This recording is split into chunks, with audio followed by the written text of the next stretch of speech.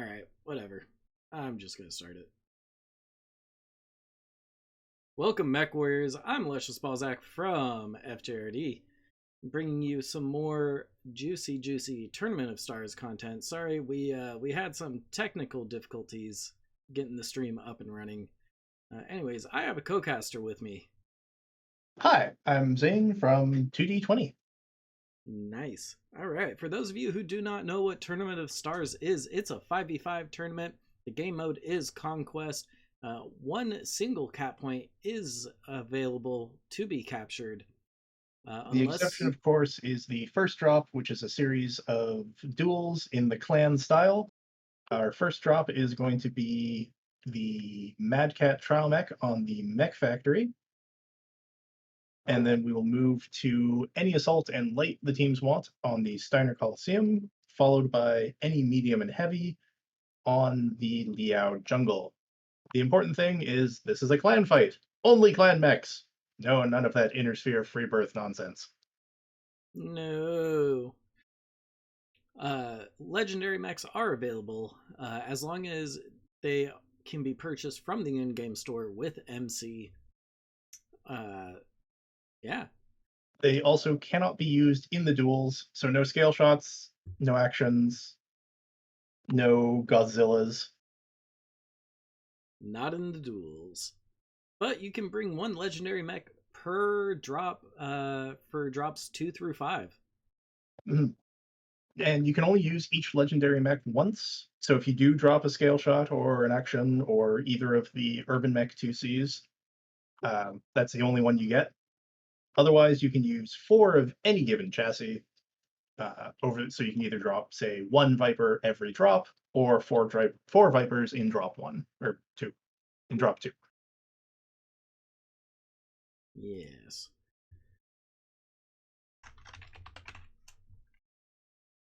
The tonnages will also increase. There's a 200-ton limit for drop 2, which increases to 275 for drop 3, then 375, and then 450.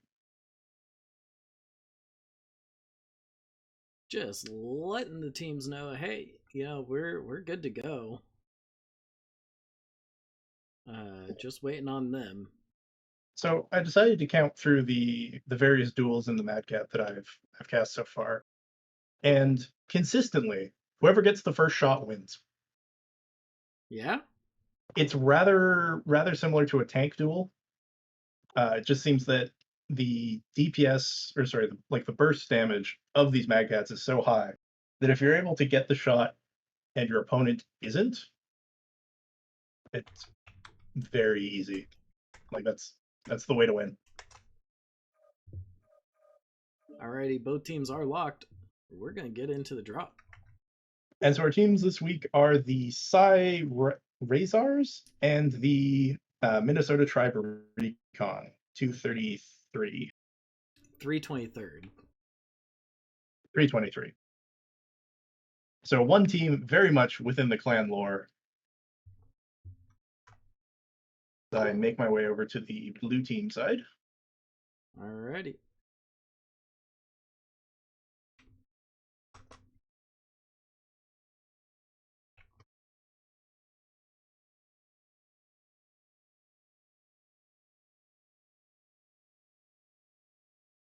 Huh.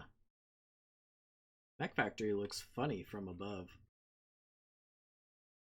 Yeah, I do appreciate that they've got the various great houses on the banners. Ooh, yeah, scattered throughout the center. This is command. Eliminate all enemies, no matter the cost. Alrighty, fighting for 323rd is Jade Harpy. And representing the Cyrizars is Sync. Now, is that Sync or SLNK?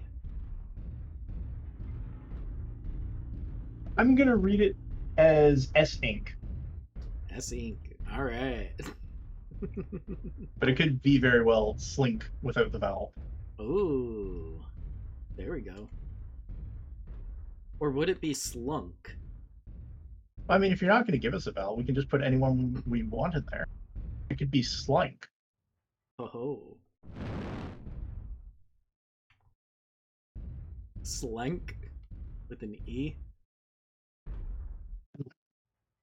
Both teams just sort of facing off around the center of the map. I don't know that anybody's spotted each other. Yeah, it doesn't seem like Jade Harpy has spotted Sync yet. And he opts to push up the middle, around the packing crates and I guess just ammo boxes.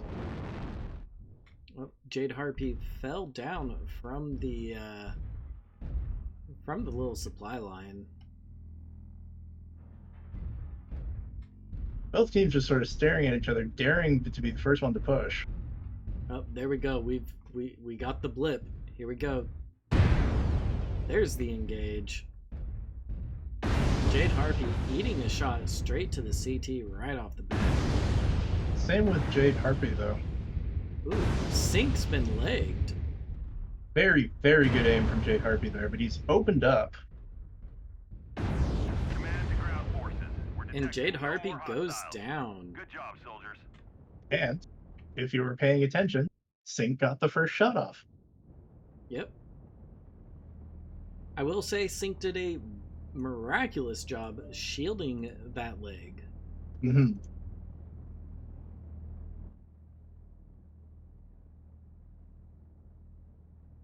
Uh, 351 damage coming out of Sync there, 198 coming out of Jade Harpy. Nice.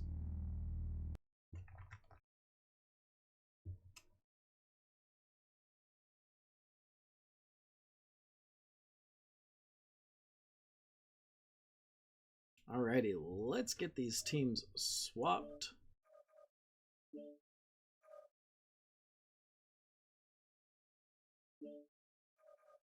So there are 6 points available to the teams per round. The collective winner of the duel will earn up to 6 points, 1 point for the win, and then 1 point for each kill. And then in the 5v5s, it's 1 point for the drop win and 1 point for each kill. The division itself is fairly close. We see both these teams are within 10 points of each other in standings, though notably the Minnesota Tribe Recon hasn't actually played one of their games. A couple of the divisions this year, including my own Division H, Division I, and I think one other that I don't remember off the top of my head, ended up with a bye due to odd numbers of teams. So each team will play the same number of games over the course of the weeks. It's just each team gets a week off. And it seems that the first week was Minnesota's. This means that they've played one less game together, and also that they're missing 1 game's worth of points. Whereas the Ristars have played both their games. So you're participating in a team this tournament. Does having a bye week mean less practice or more practice? So for better or for worse, our bye week ended up being the final week. Clan Sabergoose is playing their 4 matches. Like, we played weeks 1 to 4 and then get week 5 off. We definitely did notice, though, we ended up scrimming the team that had the bye week for week 1. And from what I understand, having talked to some of my fellow captains, teams were scrimming and practicing during their off week. Now, admittedly, we're not going to get the opportunity to do that because we'll have been decided by that point. Yeah. But our plan is to do a bit of a jamboree celebration with our pilots. Obviously, try to cast as many games as I can.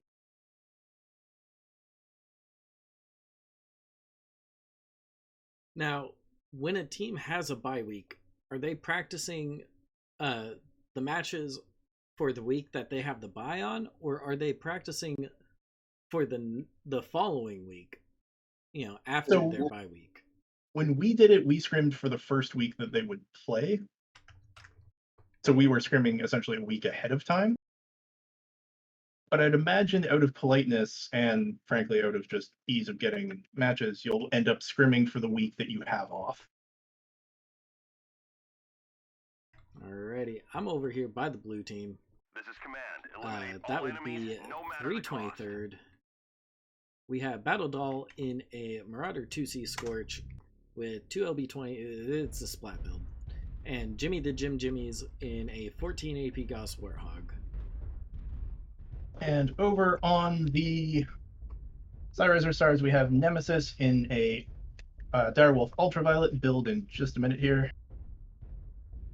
Running 3 AC5s, or 3 Ultra 5s, an Ultra 10, and 2 large Pulse Laser. And then we have the Mandalorian in a Kit Fox Delta. Ooh, how many SRM6s are on that Delta? With SRM 24, so 6 SRM, or 4 SRM 6s. Nice. Both teams exchange a little bit of fire here.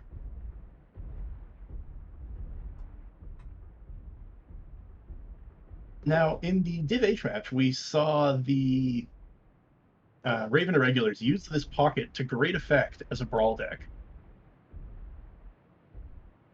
You see where Battle Doll and Jimmy the Jimmies have set themselves up. Yeah. Now, that'll require that that team 2, the red team, gets impatient and decides to push them. Mm-hmm. But it doesn't look like they're doing. Nemesis has just parked himself at the base of the ramp. Don't actually know if he has fire lines, though, if the Minnesota Tribe Recon decide to push up. He does not have sight from this position. He just has sight across the top of the ramp. Looks like his weapons might be just a little too low slung. All right, he's pushing up. His weapons now being able to reach over the ramp. So yeah, it looks like Team 2 getting a little impatient here now. Pushing up. If I were the Mandalorian and Nemesis, I'd be rotating to the other side of the map. You already know where they are, right? So just come in from the direction of blue team's spawn. Yeah. Where you have all that excellent cover. Yep. You know, or you could set up the Direwolf on blue team spawn's ramp and get shots into that pocket. Mm-hmm. Oh, Mandalorian catches a couple of gauze rounds, it looks like. Is Jimmy just... he's wagging his tail out there. Now, Jimmy the Jim Jimmies has taken some structured damage through the rear CT and left torso. Probably just from the strike that we saw earlier. Mm-hmm. Or I know there is sometimes a quirk in the game engine where if you get hit at like just the right angle, at just the right velocity, the projectile will like clip behind you. Mm-hmm. Oh, Mandalorian. Now, if I'm Minnesota Tribe Recon, I absolutely have seismic sensor, right? Oh, without a doubt.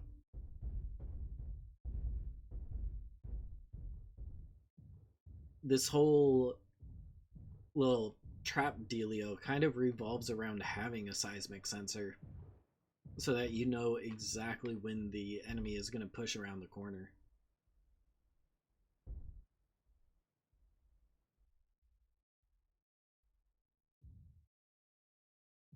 I think this is the most passive 2v2 that we've ever seen. Mm-hmm. Like even the one I cast in Div H, the light mech, the Mandalorian equivalent, if you will, was dropping RD strikes, trying to do his best to force them out of that pocket. And it seems like Nemesis is sick of this nonsense, and it's gone right to the base of the ramp. Basically saying, you know what, I see you, Jimmy. Just come out.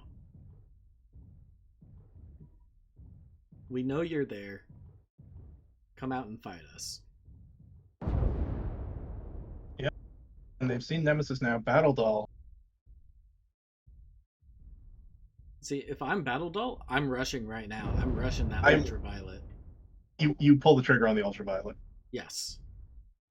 Because he's close enough. That's brawl range. That's optimal range of your LB20s, of your SRMs. Pop that mask. Yeah. Yep.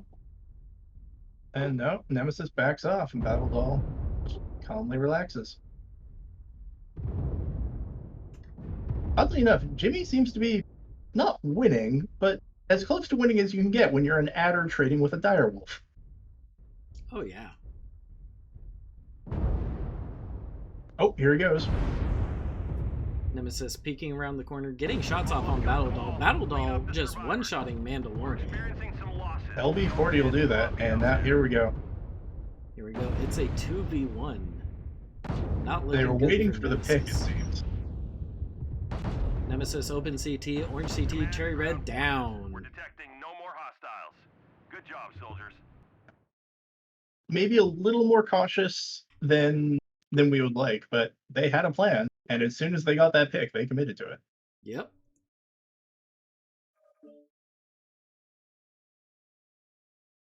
Alrighty, let's see. That was the blue team's win, so that would be 323rd. Yep. So current score is 2 points to Minnesota, 1 point to the PSI Ristars. Ristars? Ristars.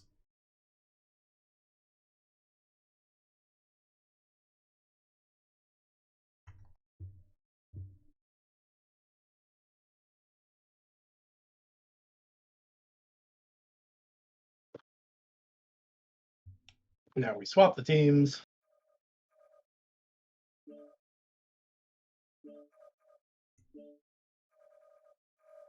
And swap the map. So now we're on to the medium and a heavy. I've seen a lot of onions, personally. Onions and Veagles. Yeah. Although we did see a Hunchy, actually, and a Nova in the Div H match. Really? Yeah, so the Hunchy was like heavy larges and ER meads, so laser vomit, and put up did a good bit of damage as the Brawl team was rolling in. And then the Brawl team was an Onion and a Nova running medium pulse and AP Gauss to honestly pretty effectively. If they'd pushed just a little harder, I think they could have taken the 2v2.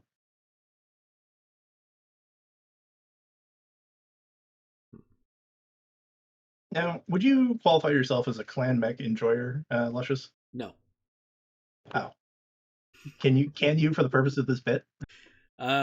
Sure. What's your favorite Orion? My favorite Orion? Yeah. Ooh. Like, guns your head, I'm forcing you to pilot an Onion. Which one do you pick? That's the thing, I don't pilot onions. Unless it's the inner sphere onion. I pilot Because from what we've seen, actually, you can do the same division with the inner sphere Onion, but we've seen sort of two schools of thought.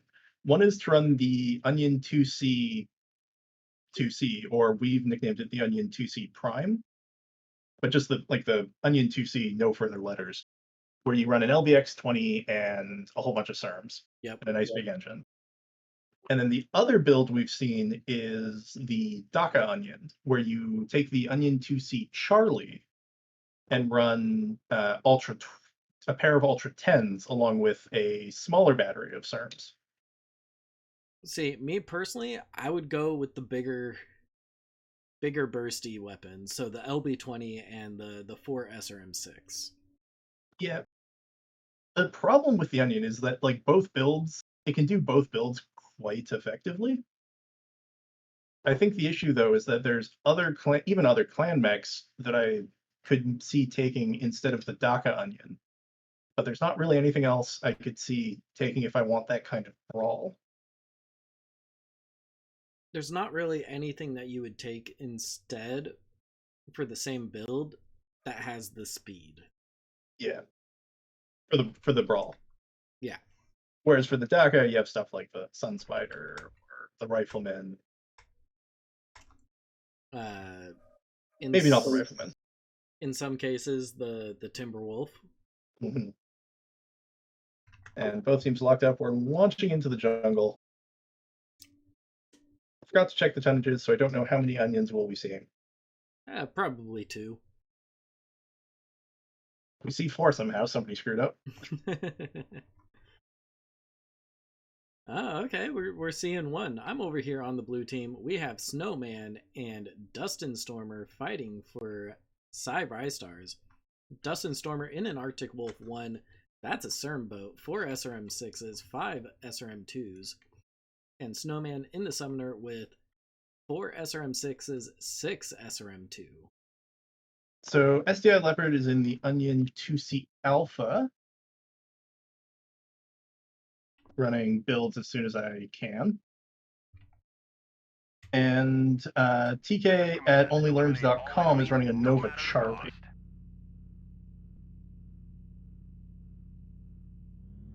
Now let's see if this full SRM just push brawl works out well for Team 1 here.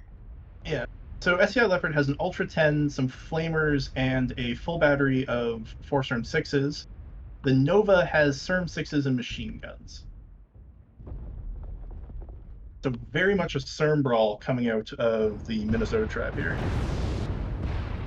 Now, those Flamers are going to be nasty on the Summoner and the Arctic Wolf. Yeah, SDI Leopard gets isolated. SDI Leopard getting his legs chewed out. We're experiencing some losses. Don't get The biggest thing we've seen in the 2v2 is we get ISO. Yeah, if you get isolated, you get taken out. Yeah. Novacat able to get the summoner on his own for a bit, but loses leg for him. We're detecting no more hostiles. Good job, soldiers. Now, if I were Dustin Stormer being allowed those free back shots on the STI Leopard, I'd be going for the CT shot. Yeah. Honestly, we've discussed this quite a bit internally at 2D20, and our feeling is the lower number of mechs there are in the match, the less effective legging is. Yeah, I can understand the perspective behind that. Particularly when a lot of clan mechs tend to arm mount their weapons.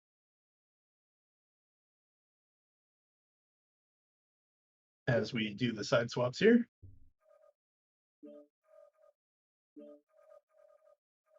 And we switch the mode over to Conquest, switch the map to Terra Therma Crucible. And 15-minute match time.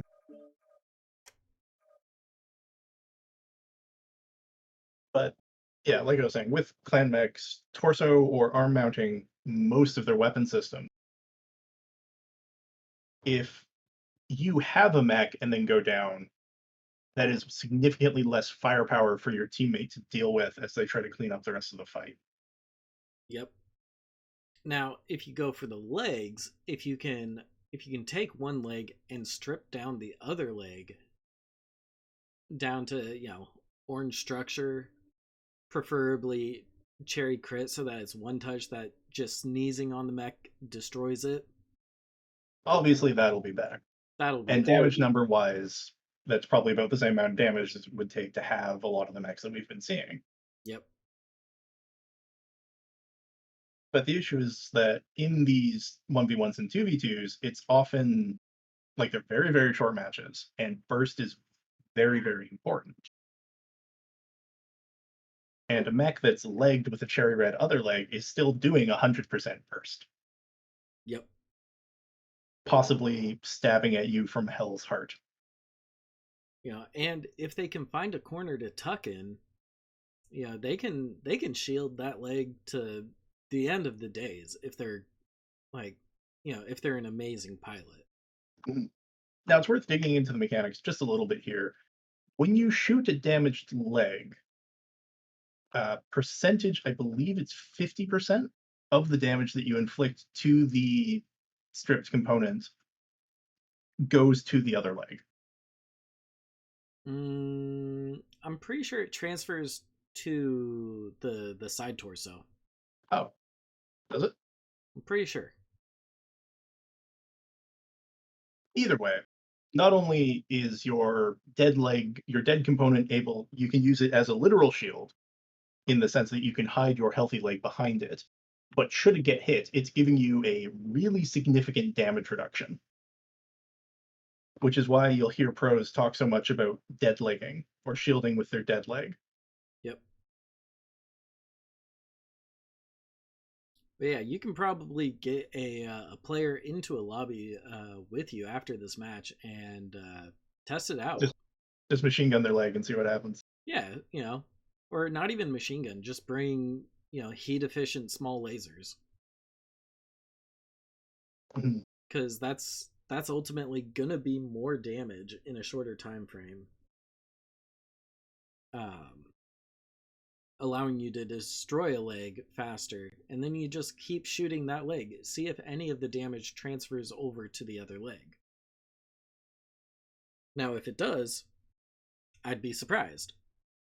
No, I think you're right. I think it does go to the legs. It either goes to your CT or to your leg, the same side torso. So if you're shooting the right leg, it would go to the right torso. Yep.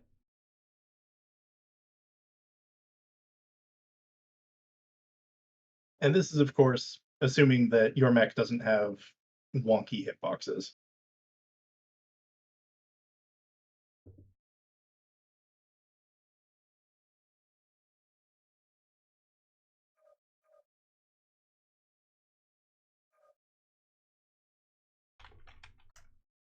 Because I don't know, you can find old Google images of threads on the MechWarrior forums where people put an image overlay on each mech to show you, okay, this is the CT, this is the right torso or whatever. I don't know if they're still accurate, because I know the various mechs have had their hitboxes reworked just a little bit. I know the Atlas had its hitboxes tweaked. So it could be that if you find these images that they're not accurate anymore. Yeah. Which is sad. Yeah. But especially for beginner teams, I think it definitely is worth getting into a private lobby with some of your teammates, jumping on a voice call, and figuring out where the hitboxes are in the mechs you plan to use, but also figuring out how far you should twist and how far you need to twist to start getting damage onto your arm or onto your side torso from your center torso. Yeah, you don't want to over twist and expose your back, because that's bad. Mm-hmm. I know I think it's the assassin is really bad for that. Mm-hmm. Alrighty, here come the teams. I'm on the red team side because it's closest to where my camera is. We have an Ice Ferret P, a 3 Arctic Wolf 1s, and a Kit Fox D. On the Ice Ferret, we have 2 SRM6s with Artemis, 4 heavy small lasers, so that's going to be hot. And then on these Arctic Wolves, CERM Bomber,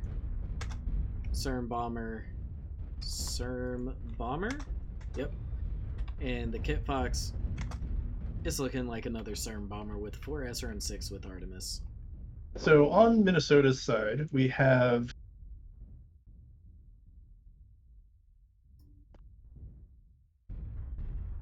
I have done something weird to my interface. Flamers and CERMs. Okay.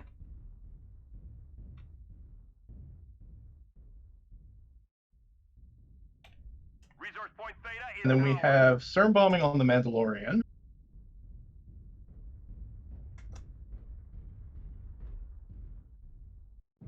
Oh, Snowman kind of caught out here. 323rd now just diving Snowman, while the rest of Cy Rystar pushes into the center and tries to catch out Battle Doll, it looks like. Alright, yeah. Jade Harpy and Jimmy turning around to engage with the Cy Rystars in the center. Yeah, and Battle Doll and Nemesis having a little knife fight off to the side. But Snowman and Dust Informer are caught out by most of the Minnesota tribe. They take down Jade Harpy in that Shadow. And STI Leopard. 2 very quick, efficient pickups here. Dusty's going to jump jet over. Snowman appears to be the called target. Snowman overheats, self-destructs.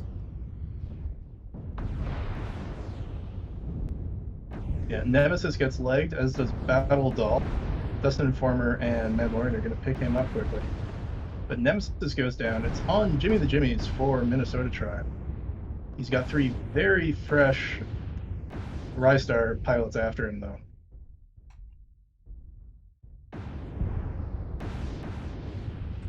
I wonder if his idea is to just run away, get a 1v1 situation, and try to win it.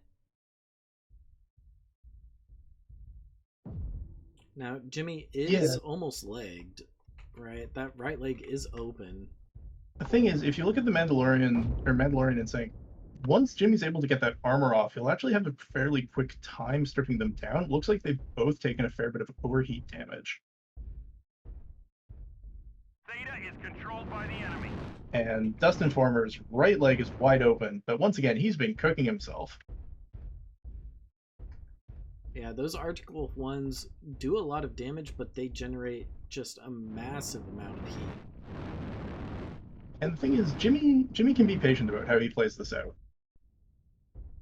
Oh yeah, there's, 11 and a half minutes on the clock. He's got all the time in the world. And with only the 1 point ticking up, the odds of them getting 750 is essentially nil. Also, we have a confident answer from chat about the side torso. Apparently, it's a 30% gets transferred and 70% just goes proof. So it's a 70% damage reduction. Oof. The Jimmy's able to kite the Mandalorian away, but the Rystars are playing this real smart and not letting themselves get pulled apart too much. Now, Jimmy does have the range advantage with those AP Goss, but, ammo is going to be tight. It is an Argentina that's on the heavier side for the lights. He will have to be very efficient with his shots, though.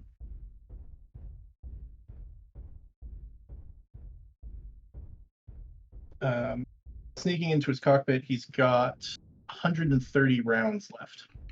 Ooh. So that's like, what, 22 shots left? 22 trigger pulls, assuming he doesn't have ammo detonate as he loses his leg. Yep, he's been laid down. There goes the other leg very quickly. The enemy has capped enough resources. That's gonna be a Cy Rystar win, 5-2.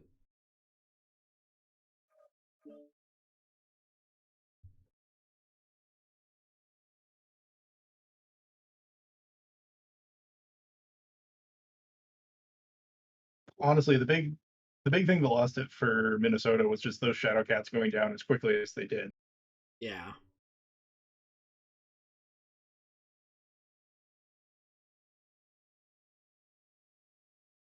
Now, if they were able to get those flamers on the enemy mechs and force them to cook a little bit longer, I feel like we would have seen a different outcome. Mm-hmm.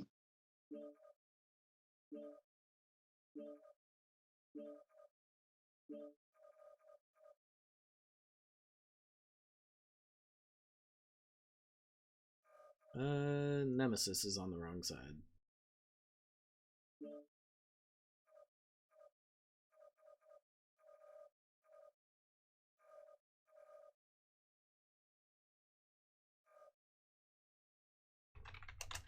So we're getting into my favorite drop, which I'm going to repeat constantly because this is my favorite drop.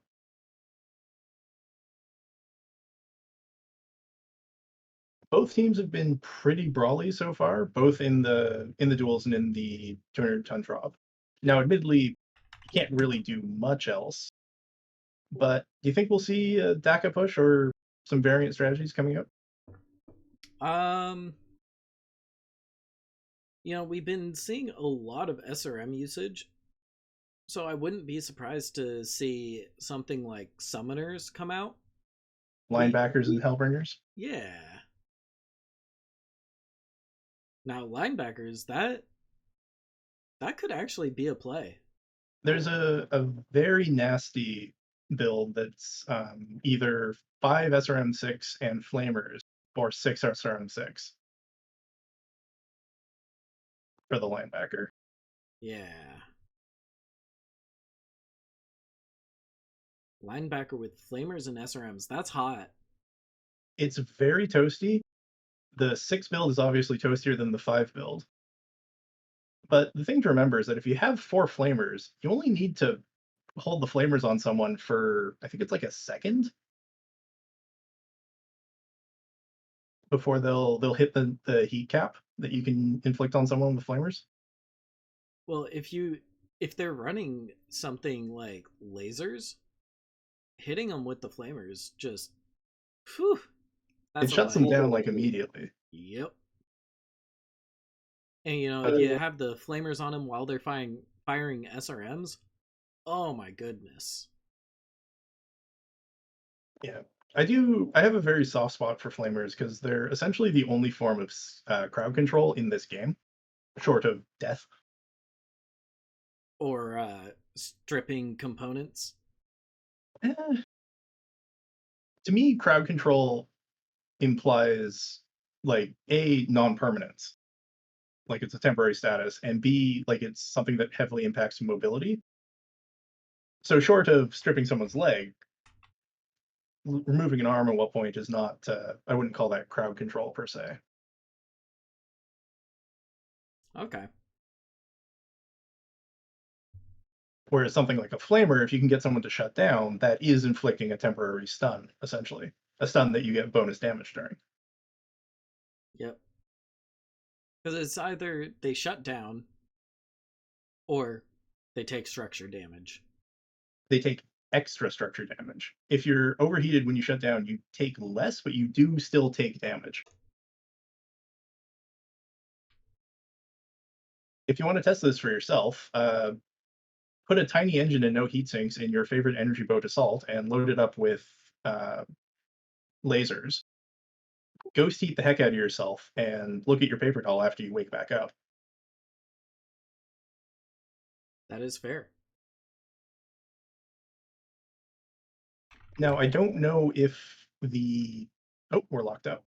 But I don't know if the overheat damage uses a different algorithm for shutdown versus override.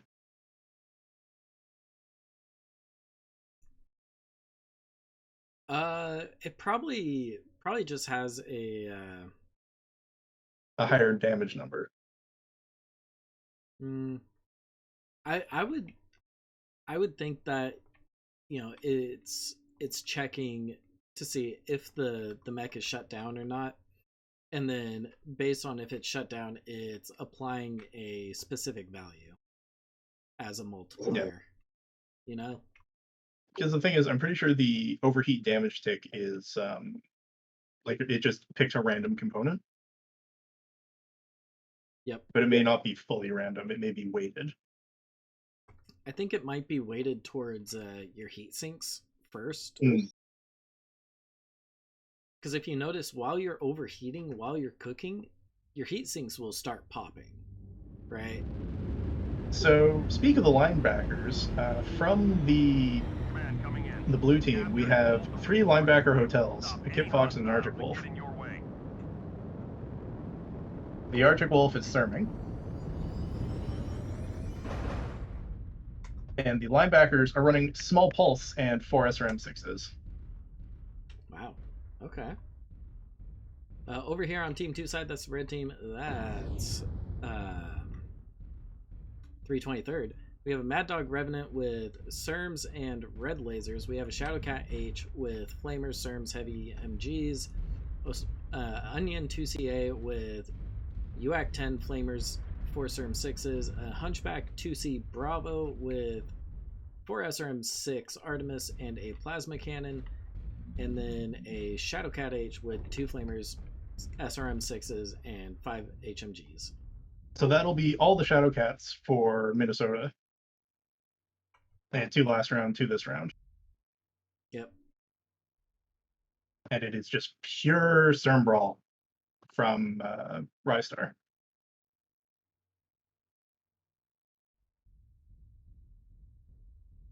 We're seeing a very interesting maneuver coming from 323rd here. They're wrapping wide around the map. Oh yeah, they're going all the way around Epsi, which may work out for them if they don't get it scouted, because Rystars have set up to receive on the opposite side. Now, I'm surprised that Bluto didn't cause Epsi to tick for a millisecond there. Very smart piloting by them.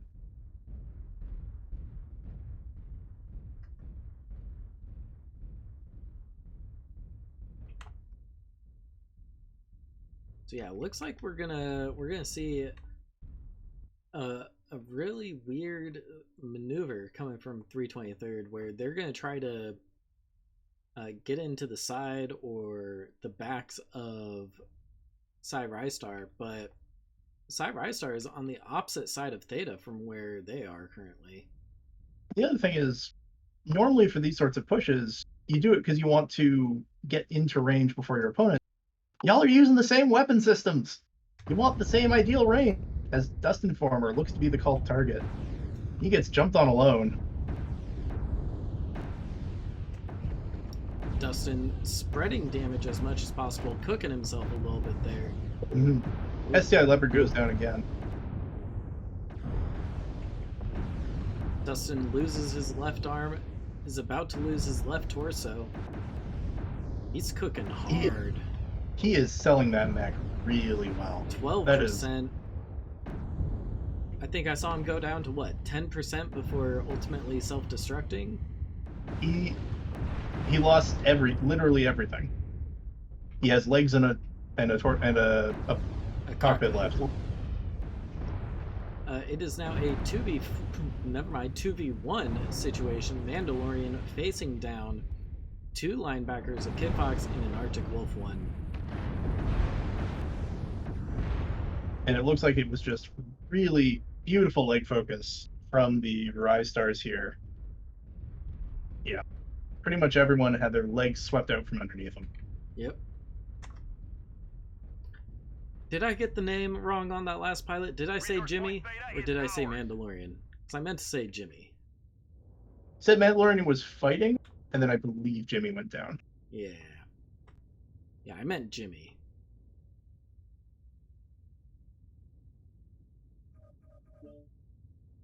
With how quickly the Orion went down, it's worth noting when you're playing comp, max your leg armor. Oh, yes. Assume your opponents are going to be focusing legs. Mm-hmm.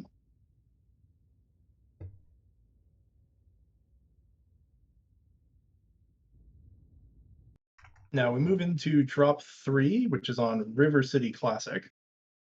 What? Or River City. Forest Colony. Every part of that sentence was wrong. We're moving into drop 4. They've both got boats. That's my defense.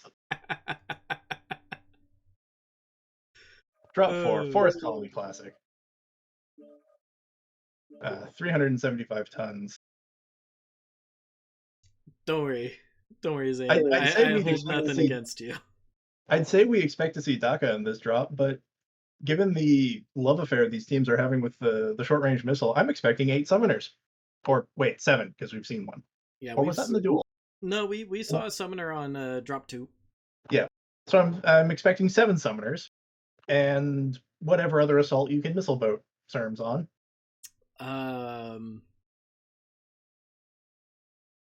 Direwolf.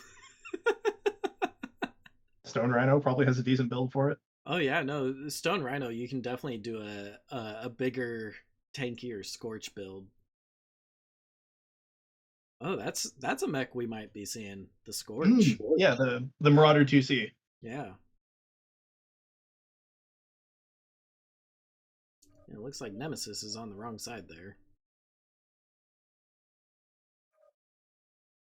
And shout out to Bluto from my own 2D20. Thought I recognized that name.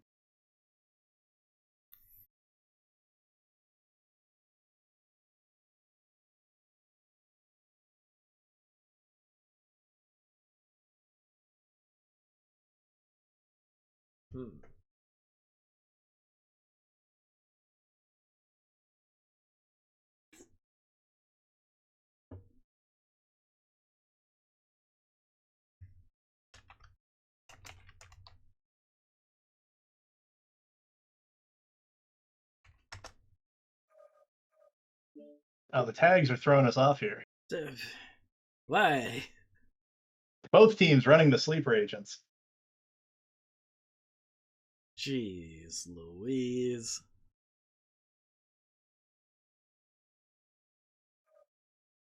Between that and the Civil War today, you've had a fun time with moving piles around. Yes.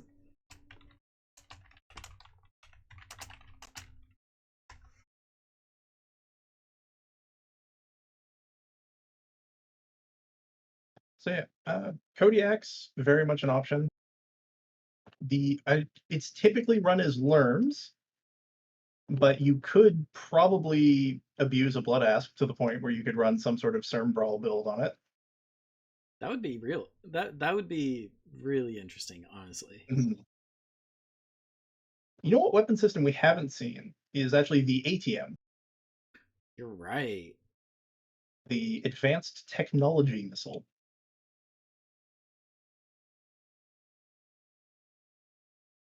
You know what? I kind of want to see a drop where players bring like 4 Vapor Eagles here on drop 4 now. With ATM 36, 48, something like that. I think it works out to be like 50 if you squeeze it, because you can do like 2 9s and then 36 in the 12s or something. Like if you decide you're going to boat them with 0 backup weapons, which is absolutely not advisable due to the minimum range, you can get a horrendous number of tubes on the Vapor Eagle. But I think the strength of the Vapor Eagle, and to a lesser extent the Huntsman, actually is a pretty gross build for it with ATM 24, is you run them as a backup weapon. So you have micro lasers or small pulse lasers for if light mech gets cheeky and tries to get within your minimum range.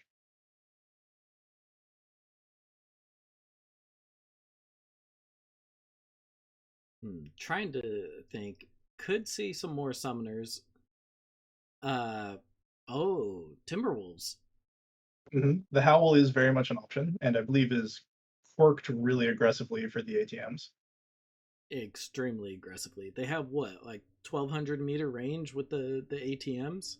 It's worth noting though, ATMs, they have a sort of inverse damage curve where they do nothing until they hit their minimum range. Then they do 3 damage until, I want to say 300 to 400-ish range. And then they do 2 damage, and they only do 1 damage at the max range. Still, if you're able to boat, 24 tubes, that's 24 damage. Because they're stream fired, they don't spread as much. They don't spread as much. They also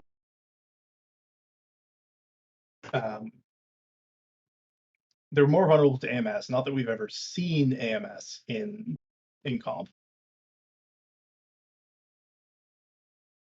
Yeah, the AMS, stream fired missiles definitely more susceptible to the AMS. But yeah, like you've said, we hardly ever see AMS in comp. Which, especially with the clan laser one being as light as it is, I guess it's just because it's not. You don't see Lerms or ATMs, and there's no real reason to bring it for SERMs. I think you kill on average like 1 missile. Something like that. I know at one point I and a couple of people we sat down and tried to figure out, okay, are ATMs worth it against SERMs? If so, how many do you need for it to be worth it? Yes. And the short answer is no. Well, the short answer for how many AMS you need is yes. Because ST2 blocks up. You need all the AMS to make it. The only way we were using this was for ISC, so we were using, I can't remember which mech it was as our CERM bomber, but it was CERM 24. We needed 4 Corsair 7As.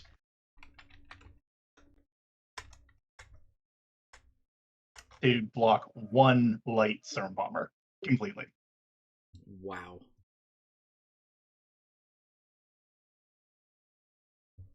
Now, I do know that AMS can shoot down TAG. Or not TAG, the NARC. Yeah, so every missile, well, I think knowing PGI code, the ballistics may also have it, but basically every missile has an HP score. NARCs have 10. Most missiles have, I think, like somewhere between 2 to 5. And AMS deals so much DPS, and you have to completely kill a missile to negate it. As I looked very longingly at the blue team side and head over to the red team side to read their builds. You notice that we have a Godzilla on blue team. Mm-hmm. 4 Hag 30. Oh. Yep. We have Kane and a Stone Rhino with 4 ER large, 6 AC2. Jade Harpy and a Viper F with 12 AP Goss.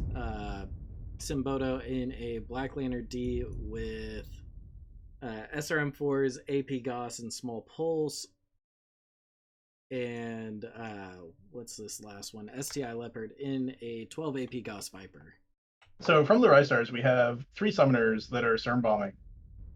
A Warhawk that is running PPCs and doing the Pop-Tart thing. And then an Onion Scroll with a bit of a spicy build. Instead of the traditional just 3 PPCs and a big engine, they've managed to slap on a LBX 20. Oh. Okay. As it looks like the summoners are going your favorite route. Rumble in the tunnel. And it looks like 323rd here skirting around the tunnel saying, nope. We're gonna take the path through the center of the map. And it looks like they're gonna get in close on Sir Amananas. Jumping on that poor Onion.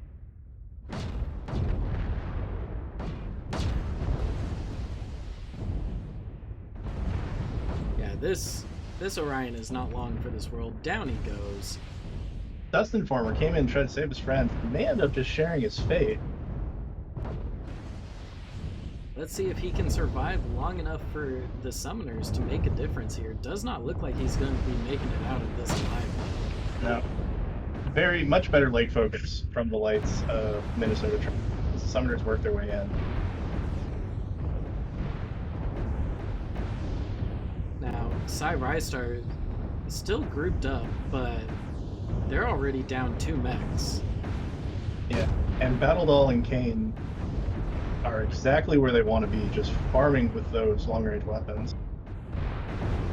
Jade Harpy goes down. Looks like Simboto is the next target called. Gets legged, gets taken out. Now Snowman's eating most of the fire as STI Leopard gets focused. Let's see if we can get a read on STI Leopard. That right leg is open. Yep. Let's get a read on Cy Rystars here. Nemesis, both legs open. Snowman, he's still got armor, but has taken a little bit of structure damage. And Mandalorian has just stripped himself. He's got most of his armor. Strikeout on the Rystars. Kane and Battle Doll pushing up. Nemesis gets his legs swept out. STI Leopard goes down. Alright. It's now a 2v2. Mandalorian takes a lot of fire there. His legs are open. Snowman rushes in, starts pouring fire into Kane.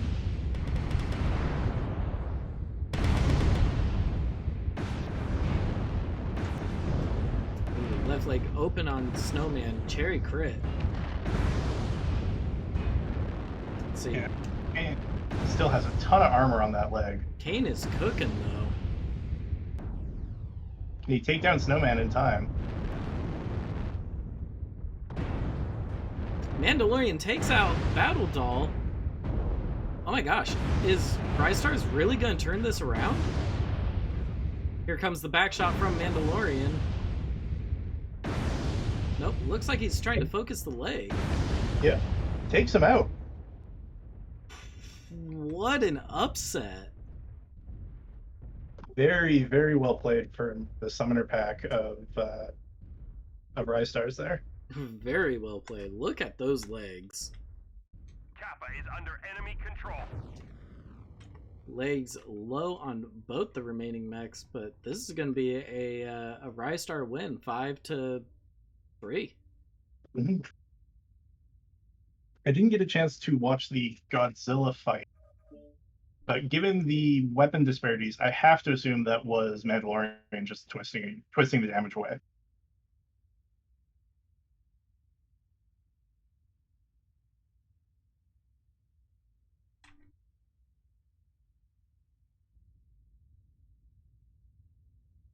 Wow. Or otherwise being able to mitigate the damage from that Godzilla.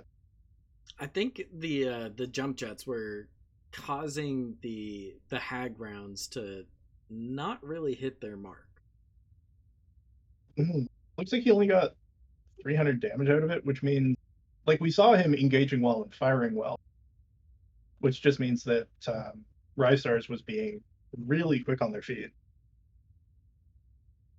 Yeah, Kane with 950 damage, basically. Just absolutely farming.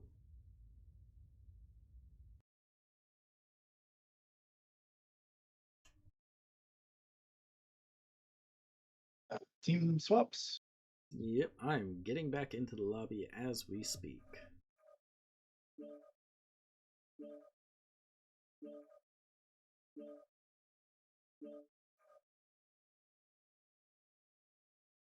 So oddly enough, that's kind of the sort of drop I'm expecting to see in drop 5. Like Stone Rhinos, Dire Wolves, a lot of the very heavy tonnage.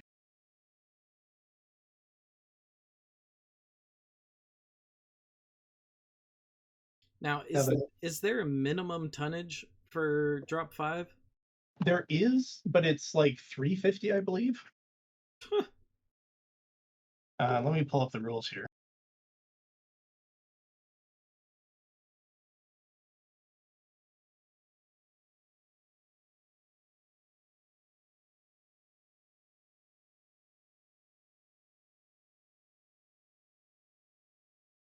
Oh, it's 400 tons minimum. Oh, okay. So 50 tonnage, less than max tonnage, right? Yeah, that's consistent across drop 2 to 5. Although how you would drop 150 tons on drop 2, I'm not entirely sure. 420 tonners and no. 530 tonners somehow? Yeah, 530 tonners. Or you could do I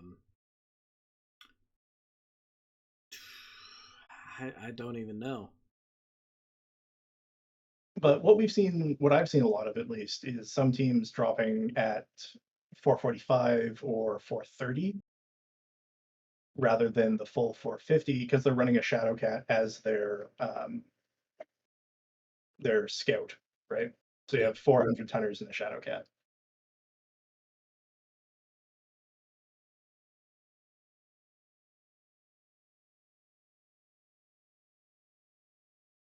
Although Minnesota has burned all 4 of their Shadowcats. And I think we've seen just about all the summoners we're going to be seeing. Mm-hmm. That's all 4 summoners used for Psi Rystars. Yep.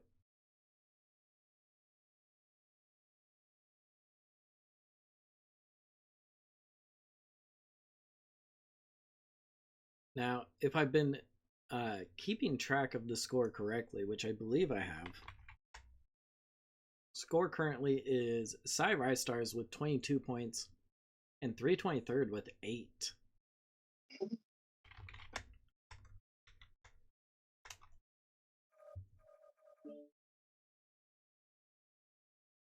As we head into our final drop. Let's see if 323rd can turn this around and get 16 points. Or, sorry, not 16, 14 points. Mm-hmm. Alrighty, over here on team one side, that's the blue team. That's Ristar. We have Mandalorian in a Timberwolf Howl with LB20 for SRM6 with the Artemis. Sync in an Executioner M with large pulses, red lasers. Let's see, Snowman in a Madcat Mark II-A with LB20 3 large pulse. Nemesis in an Executioner Delta with 2 large pulse, red lasers. Dustin Stormer, same build. So we have Kane and Bluto in Stone Rhino 4s running ER large lasers and Clan AC2s. We have Jade Harpy in a Nightjar Bravo running the 4 Ultra Fires. We have Battle Doll in the Godzilla again, which is a little weird because you're only supposed to take the Legends once. And STI Leopard in an Arctic Cheetah Prime with large lasers.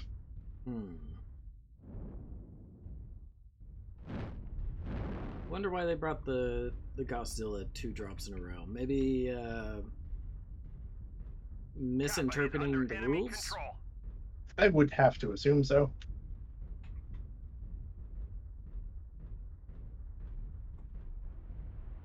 Or maybe we just have the rules wrong.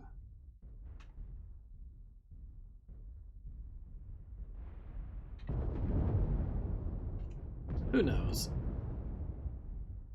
We're not refs. In Nope. fact, it is on the TLs to raise this in a ticket should it become an issue. Yep.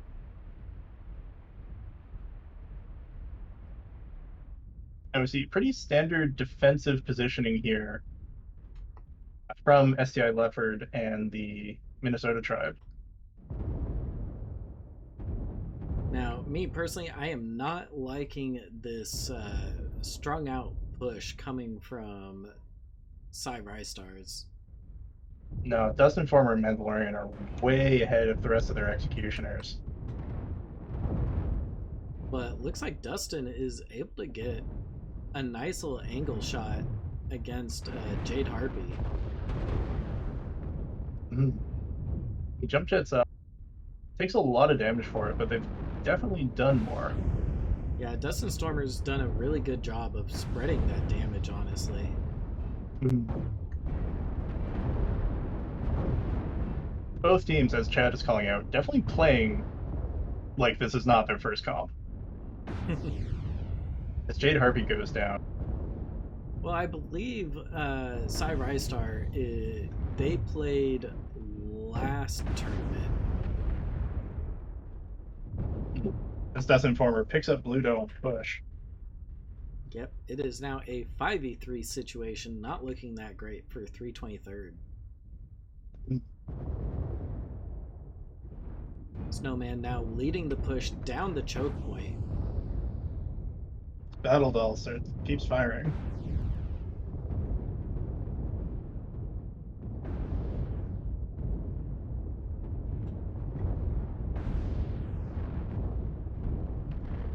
Down goes Battle Doll. Now, I've just been watching Dustin Stormer's Paper Doll this entire match. And it looks like most of the damage he's really sustained is self-inflicted. Mm-hmm. The Ristars seem to have put a lot of time, I'm guessing, in practice, either in quick play and overtime or for this tournament, but practice in redlining their mechs. Meaning they know just how long they can keep that override on. As Kane gets picked up. And that's going to be a 5-0 clean sweep. Mm-hmm.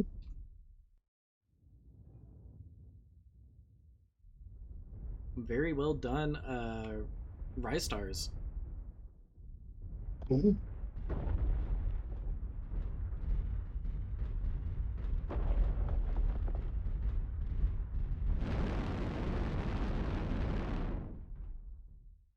Looking for some funky decals.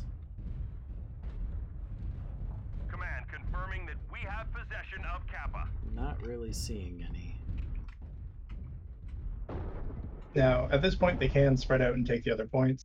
Given the shape some of these executioners are in, I don't know if they'll get there in time. Well, if Snowman and Mandalorian are right next to Theta. Yeah. Sling still got his legs. You can probably make it to FC.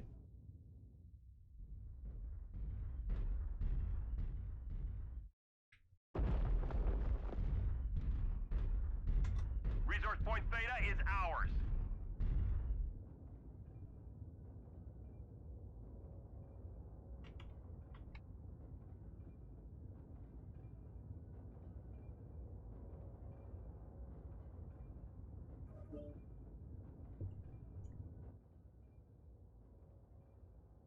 Get that API logged, score updated 5-0.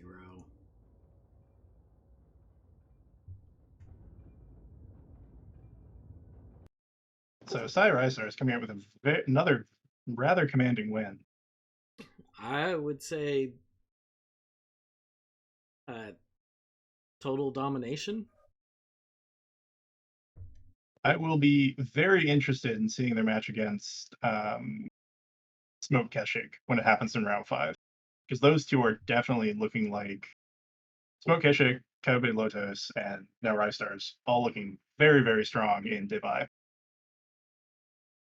Yeah. Ristars coming out of this match 28 points. 323rd Minnesota Tribe Recon with 8.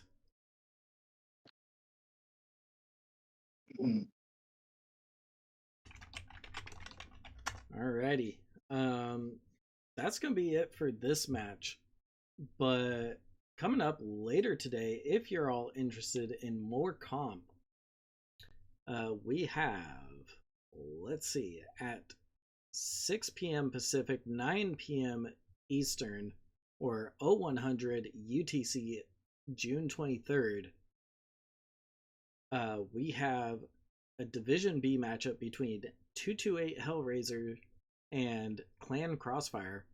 And an hour after that, we have a Division C matchup between DPS and Aces Wild, being casted by Ralphie No Pants on the MWO League's 2 channel.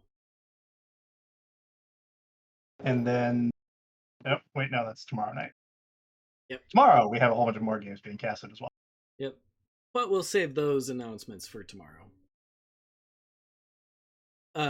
Yeah. Thanks so much, everybody, for coming out, supporting these teams, supporting MWO Comp, and supporting Zane and I as your favorite casters for Tournament of Stars. And thank you to Mr. Bear for coming up with the tournament, and to the MWO Comp admins for organizing, making it so we have lovely, lovely MC credit prizes. Yeah, if you are wanting to get better at MechWarrior, want to, if you're looking for revisions to your builds, want to train to get better, want to join a comp team or a unit, or just want to find people to play this game with, hop on by the MW Comp Discord. You can find the link in the banner below. Yeah, drop on by. Mm-hmm. Until later, I've been Zane. And I'm Luscious Balzac from FJRD. Keep it luscious. Peace.